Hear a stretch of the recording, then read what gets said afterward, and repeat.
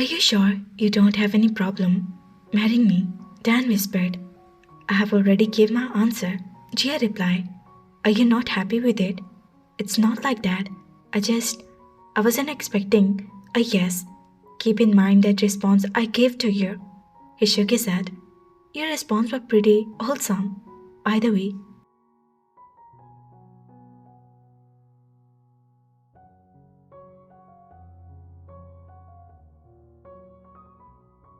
she laughed. The thing is that I don't want to get to marry a dumb and arrogant person. I hope I don't have these beautiful traits you just named. Dan raised an eyebrow. Luckily, you're not. Tia smiled. Guests are waiting for you in the guest room, Minji said to Mom as the John entered the house.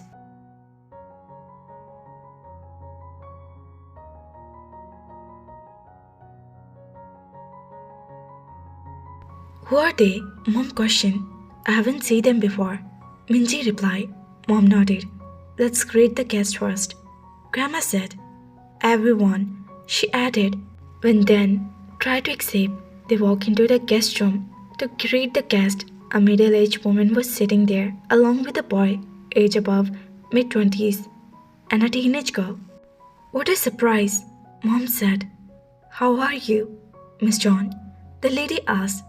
I'm very well, Mom replied. Have a seat, please. Settle down.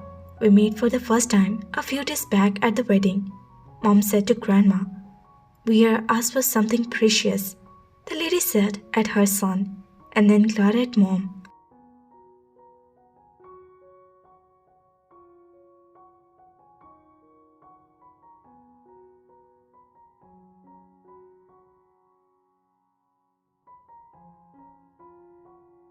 Actually, we are here to ask your son's hand in marriage. Son, Mom and Jin Mom were glaring at each other in confusion and then back at the lady. We didn't understand. Mom formed. It must be Jen, Grandma said. Mom and Jin Mom nodded. Oh, so his name is Jen. I forgot to ask you.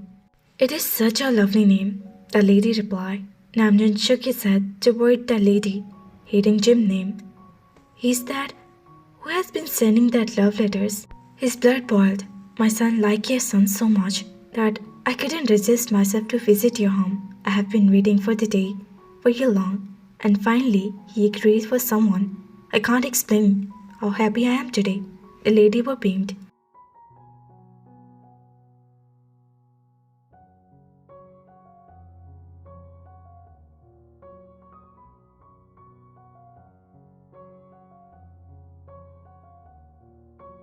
If you don't mind, can you please call your son? I'm really sorry to tell you that he isn't home, Aunt said. Jin and they went to the market directly from Jia's place. Namjoon took a sign in relief, but his eyes were fixed on Dad, sitting in front of him. It looked like he could kill him. He would be dead by now. We can wait. Namjoon rolled his eyes. Uma, Ain called out. Your Uma is coming, Ain, Jungkook said. She's our granddaughter, Mom said. She's so pretty. The lady smiled. Mommy, brother-in-law is here, the cat said, as his eyes fell on Tae and Jin entering the house.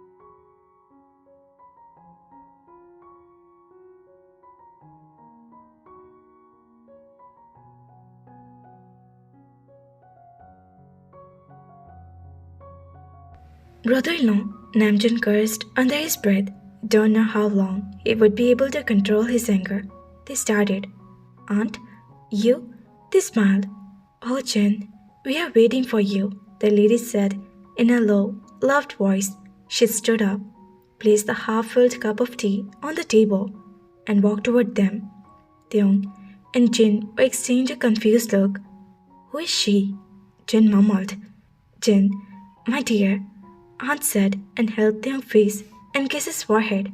Finally, you're here. We are waiting for you. The Johns were paused as the reality would dawn upon them. They were talking about Theung. Job gaps. This time, it was Jungkook, who was burning in rage.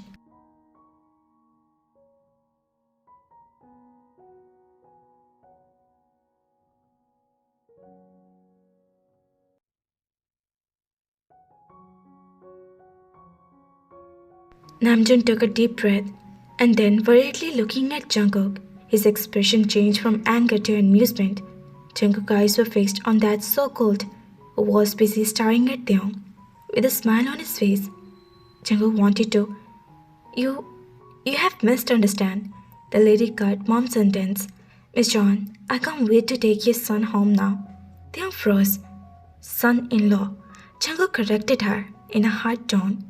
The lady would turn her head and give a quizzical look. We would appreciate it if we could call him son-in-law. Jungkook cleared his teeth and forced a smile. He got up for his place and walked toward them. What? Auntie's eyes were short open. He's the boy. My son will select it for himself. How could how could he be married?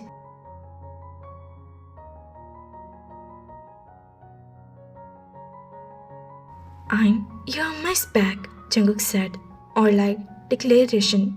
He handed Aang today. Taeyong's eyes were nervously flattened between the lady and Jungkook. Go upstairs. Aang is hungry, he ordered. Taeyong nodded and went upstairs. That was the only thing left to be unfolded. Dan muttered. Namjoon, Jiho were looking at him and then pressed their lips together to suppress their laugh.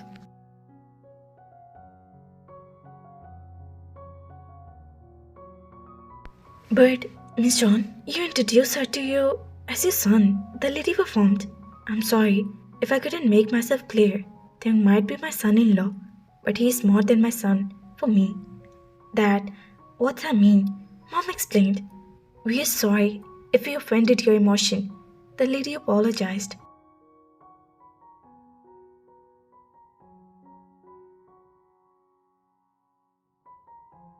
It just, for the first time, my son was showing trust towards someone I should have researched before coming to your house. It's okay, Mom said. We should leave now. Sorry for that. Please, have the tea, Aunt offered. No, it's fine, thank you. The lady closed his eyes, fetched a deep breath, and shook his head.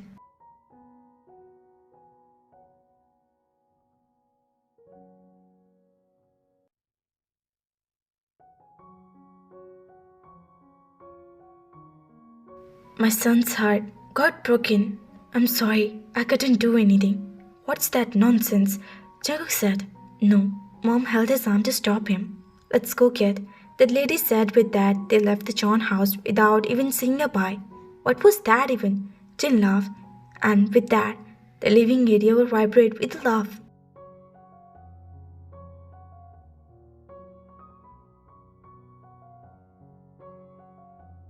Jungkook, you can think about that proposal. Chirp, Jungkook.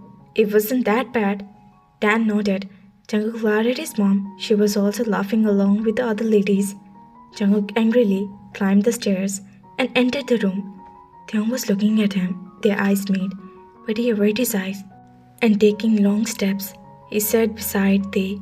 He grabbed Tae's hand and pulled him toward himself. Tae would collide his chest and pull his head to his chest.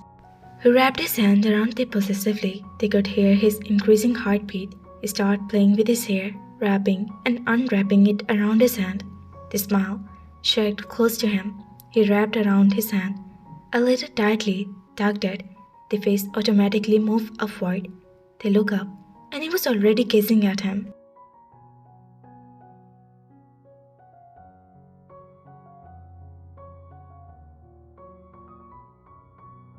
You won't attend any gathering without me from now on, he said seriously.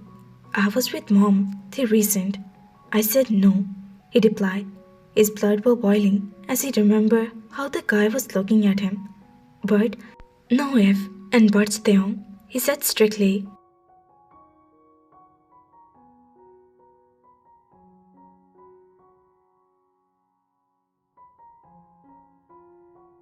It's not a big deal. They have misunderstood, they said. Is it a small matter? He wrinkling his eyebrows. Yes, they replied. They released himself for his grip and got up for the bed. It really didn't affect you? He asked.